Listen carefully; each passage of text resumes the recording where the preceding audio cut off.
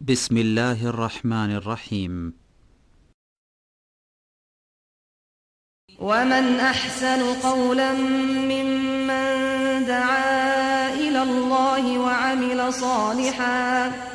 وعمل صالحا وقال إنني من المسلمين.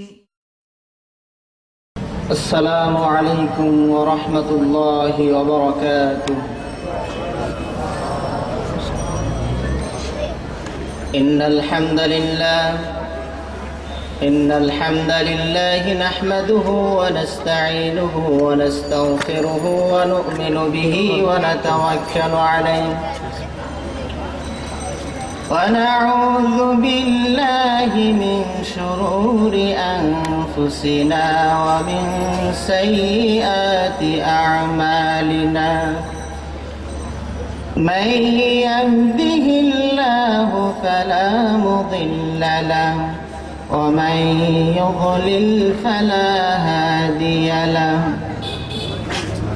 وأشهد أن لا إله إلا الله وحده لا شريك له وأشهد أن محمدا عبده ورسوله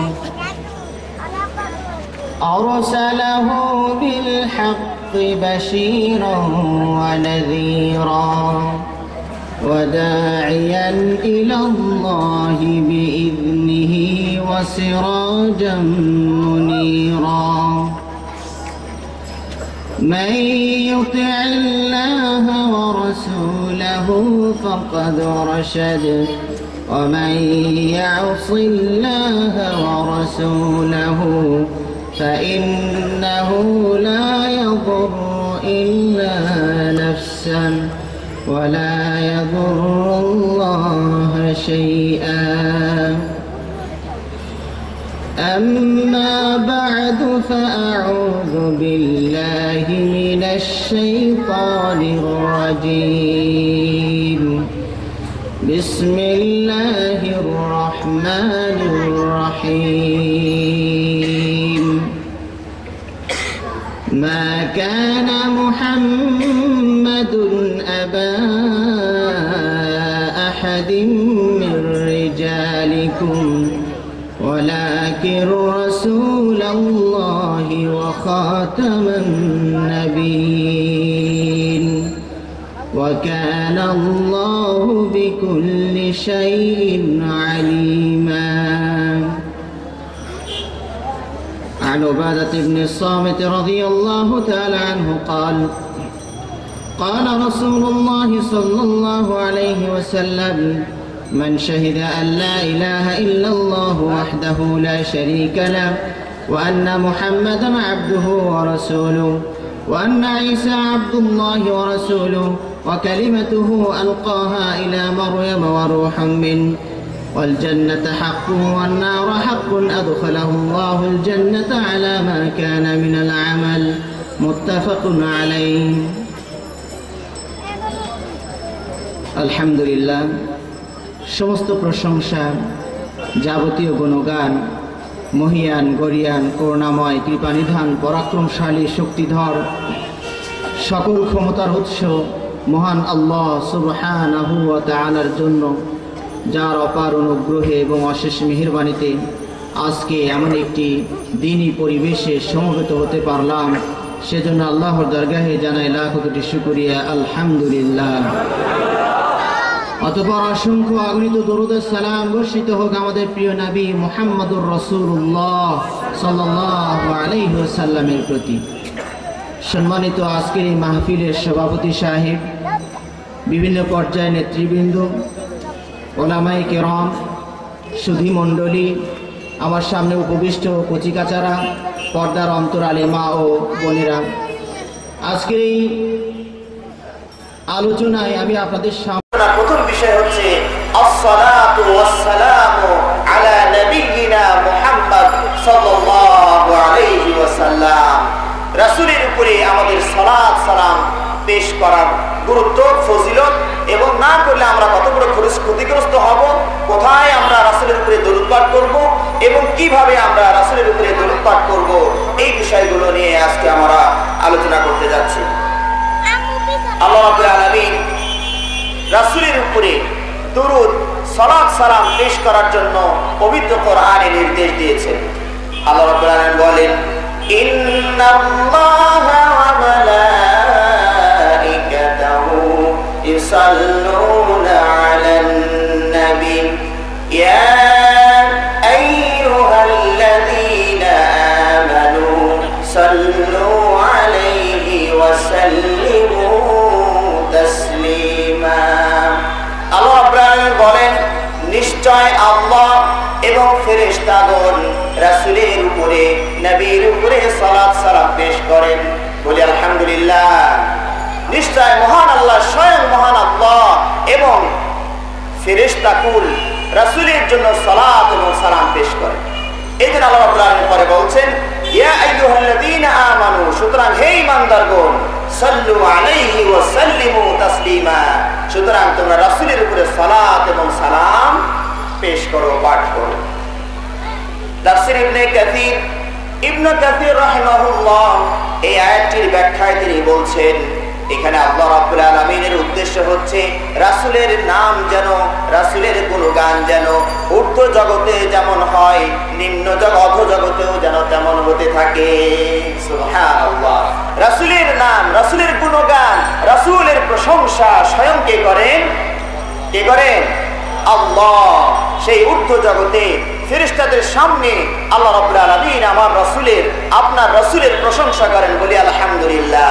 তো রাসূলের নাম ধাম প্রশংসা যেমন ঊর্ধ্ব জগতে চলছে, তেমনি অধো জগৎ এই জমিনেও যেন রাসূলের নাম ধাম প্রশংসা চলে, এই নির্দেশ আল্লাহ রাব্বুল আলামিন কাদেরকে দিলেন? মুমিনদেরকে দিলেন। এজন্য বলছেন, ইন্নাল্লাহা ওয়া মালাইকাতাহু ইউসাল্লুনা আলান নবী, নিশ্চয় আল্লাহ এবং ফেরেশতারা রাসূলের উপরে সালাত পাঠ করে। তো আল্লাহ সালাত পাঠ করেন, এটার অর্থ কি? আসলে সালাত অর্থ তো আমরা বুঝি, আমরা যেটাকে নামাজ বলে থাকি, আসলে ওটার আরবি নাম কি? সালাত। আমরা সালাত আদায় করি কিভাবে? বিশেষ একটা পদ্ধতিতে আমরা সালাত আদায় করি। কথা ঠিক না ঠিক? প্রথমে আল্লাহু আকবার বলি, এরপরে অনেক কিছু মাঝে কর্ম এবং কথা বলার পর শেষে সালাম দিয়ে শেষ করি। এইটার নাম হচ্ছে কি? সালাত। কিন্তু আল্লাহ রাসূলের জন্য, রাসূলের উপরে সালাত পাঠ করেন, তার মানে কি আল্লাহ রাব্বুল আলামিন রাসূলের জন্য এরকম সালাতে দাঁড়িয়ে যান? কি বলেন? এটাই নাকি? রাসূলকে আল্লাহ রাব্বুল আলামিন কে রাসূলের জন্য সালাত পড়বেন মানে উনিও আল্লাহু আকবার বলে তাকবীর বেঁধে পরে সালাম ফিরাবেন, এটার নাম কি? আল্লাহর সালাত রাসূলের উপরে কোশ্চিন কালেও নয়। তাহলে এখানে কি অর্থ? এখানে অর্থ হচ্ছে আল্লাহ রাব্বুল আলামিন রাসূলের জন্য প্রশংসা করেন। একই শব্দ আল্লাহ রাসূলের জন্য সালাত পড়েন, এর হবে একটি অর্থ। ফেরেশতারা রাসূলের উপরে সালাত পড়েন, এর হবে আরেকটি অর্থ। মানুষ জাতি উম্মতেরা রাসূলের উপরে সালাত পড়ে, এর হবে আরেকটি অর্থ। শব্দ একই, অর্থ হবে ভিন্ন ভিন্ন। পরিস্থিতি পরিবেশ বুঝে অর্থ করতে হয়। সব অর্থ অভিধান দেখে একই অর্থ সবার উপরে প্রয়োগ করবেন, এটা হবে না। আমি একটি উদাহরণ দিই। বাংলা ভাষাতেও এমন অনেক শব্দ রয়েছে যা এক এক জায়গায় এক একটি অর্থ দেয়, সব জায়গায় এক অর্থ দেয় না। বাংলা ভাষাতেও এমন কিছু শব্দ রয়েছে যা এক এক জায়গায় এক এক রকম অর্থ দিবে, একই অর্থ সব জায়গায় দিবে না। আমি একটা উদাহরণ বলি আপনাদের সামনে। মাথা, ময়ে আকার, থয়ে আকার, মাথা। এই শব্দটি যদি আমি বাক্যটা এইভাবে বলি, প্রত্যেক মানুষের একটি মাথা আছে, তাহলে এই আমার এই মাথা দ্বারা আপনারা কি বুঝবেন? যে প্রতিটি মানুষের একটা অঙ্গ আছে, যে অঙ্গটার নাম কি? মাথা। কথা ঠিক না ঠিক? যদি আমি বলি আদর দিয়ে দিয়ে ছেলেটিকে মাথায় তুলেছ, এখানে কি মাথায় তুলেছ মানে কি? প্রশ্রয় দিয়েছ, বেশি প্রশ্রয় দিয়েছ। সারাদিন হাঁটলাম, রাস্তার কোনো মাথা পেলাম না, এখানে মাথা এসেছে। সারাদিন হাঁটলাম, রাস্তার কোনো মাথা পেলাম না, মানে প্রান্ত সীমা পেলাম না, এখানেও মাথা, কিন্তু এখানে মাথা মানে কি? প্রান্ত সীমা। কথা ঠিক না ঠিক? ছেলেটির অঙ্কে মাথা ভালো, ছেলেটির অঙ্কে মাথা ভালো, তার মানে কি? ব্রেন ভালো, তার মানে ব্রেন ভালো। তোমার জন্য আমার মাথা কাটা গেল, তার মানে কি আমি লজ্জায় মরে গেলাম। তাহলে শব্দ একটি শব্দ মাথা, এই শব্দটিকে আমরা কখনো অঙ্গের অর্থ নিলাম, কখনো ব্রেন অর্থ নিলাম, কখনো প্রান্ত সীমা বুঝাইলাম, কখনো প্রশ্রয় দেওয়া বুঝালাম, কখনো লজ্জায় মরে যায় ইত্যাদি বুঝাইলাম। কথা ঠিক না ঠিক? তেমনি বাংলাতে আরো কিছু শব্দ আছে। চোখ শব্দের অর্থ কি? একটি অঙ্গ। কিন্তু যদি আমি বলি ছেলেটিকে চোখে চোখে রেখো, তার মানে কি দেখে শুনে রেখো, এর অর্থ এই না যে ছেলেটিকে তোমার চোখের ভিতরে ভরে রাখো। কথা বুঝতে পেরেছেন? তো একটাই শব্দ যদি আল্লাহর জন্য ব্যবহার হয় তাহলে এক অর্থ হবে, ফেরেশতাদের জন্য ব্যবহার হলে আর এক অর্থ হবে, আবার সাধারণ মানুষের জন্য ব্যবহার হলে আরেকটি অর্থ হবে। তাহলে আল্লাহ রাব্বুল আলামিন রাসূলের জন্য সালাত পড়েন, এর অর্থ কি? এর অর্থ হচ্ছে আসসানা আলাইহি, আল্লাহ রাব্বুল আলামিন রাসূলের প্রশংসা করে। কথাটা কি পরিষ্কার হয়েছে আপনাদের নিকটে? আল্লাহ রাসূলের জন্য সালাত পড়েন, এর অর্থ কি? আল্লাহ রাসূলের প্রশংসা করেন। ফেরেশতাগণ রাসূলের উপরে সালাত পড়েন, এর অর্থ হচ্ছে ফেরেশতাগণ রাসূলের জন্য ইস্তেগফার কামনা করেন, ক্ষমা প্রার্থনা করেন, দোয়া করতে থাকেন। এই সালাত শব্দটি যদি পশু পক্ষী অন্য ক্ষেত্রে ব্যবহার হয় তাহলে অর্থ হয় তাসবিহ পাঠ করা, সুবহানাল্লাহ আলহামদুলিল্লাহ, এইটার অর্থ ব্যবহার হয়।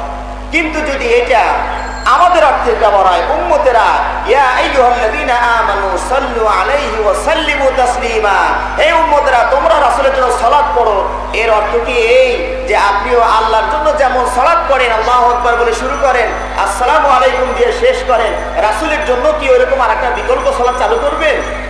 না, এখানে সালাত পড়া অর্থ এইভাবে আল্লাহর জন্য যে সালাত করি ওই সালাত এখানে উদ্দেশ্য নয়। তাহলে এখানে উদ্দেশ্য কি? রাসূলের জন্য আমরা দোয়া কামনা করব, শান্তি কামনা করব, এটার নাম হলো রাসূলের জন্য কি পড়া? সালাত পড়া। আপনারা কি আমার কথাগুলো পরিষ্কার বুঝতে পেরেছেন? এই যে সালাত এবং সালাম রাসূলের জন্য আমরা পাঠ করি, কেন করি? কিছুক্ষণ আগে আমরা আপনাদেরকে বললাম যে আমরা রাসূলের জন্য কেন সালাত সালাম পেশ করি। কারণ হচ্ছে তিনি আমাদেরকে ধন সম্পদ দিয়ে যাননি, কিন্তু ধন সম্পদের চেয়ে বড় উপকার তিনি আমাদের জন্য করেছেন। আমরা জাহিলি বর্বর যুগে ছিলাম, কাফির অবস্থায় ছিলাম। সেই 1400 বছর আগে মক্কা নগরীতে সব কাফের মুশরিক ছিল। আল্লাহ রাসূলের দাওয়াতের কারণে এই মানুষগুলো জাহান্নামের পথ থেকে বেরিয়ে কোথায় আসলেন? জান্নাতের দিকে আসলেন। যে রাসূল সাল্লাল্লাহু আলাইহি সাল্লাম আমাদের জন্য এত বড় উপকার করলেন, এই জন্য আমরা রাসূলের জন্য কি করি? দোয়া করি। এই দোয়া যদি আমরা করি তাহলে আমাদের লাভ কি? সহিহ হাদিসে এসেছে আল্লাহ রাসূল বলেন, মান সাল্লা আলাইয়া সালাতান ওয়াহিদা সাল্লাল্লাহু আলাইহি বিহা আশরা, যে ব্যক্তি আমার উপরে একবার সালাত সালাম পেশ করবে রব্বুল আলামিন তার উপরে 10 বার রহমত প্রেরণ করবে। সুবহানাল্লাহ। আমরা যদি রাসূলের নাম শোনা মাত্র সংক্ষিপ্ত দরুদ যদি বলি সাল্লাল্লাহু আলাইহি ওয়াসাল্লাম, এর মানে আল্লাহ রাব্বুল আলামিন আমার উপরে কয়বার রহম করবেন? 10 বার রহম করবেন। এরপরে আরেকটি সহিহ হাদিসে এসেছে আল্লাহ রাসূল বলেন, মান সাল্লা আলাইয়া সালাতান ওয়াহিদা সাল্লাল্লাহু আলাইহি আশরা সালাওয়াত ওয়া হুত্তাত আনহু 10 খাতিয়াত অরফিআত লাহু 10 দারাজাত। আল্লাহ রাসূল সাল্লাল্লাহু আলাইহি ওয়াসাল্লাম বলেন, যে ব্যক্তি আমার উপরে একবার সালাত এবং সালাম পেশ করবে আল্লাহ রাব্বুল আলামিন তার উপরে 10 বার রহম করবেন, তার 10টি গুনাহ আল্লাহ মার্জনা করে দিবেন এবং 10টি মর্যাদা রব্বুল আলামিন বৃদ্ধি করে দিবেন। সুবহানাল্লাহ। আমরা যদি রাসূলের উপরে সালাত এবং সালাম পেশ করি তাহলে আমরা কত বড় লাভবান হচ্ছি।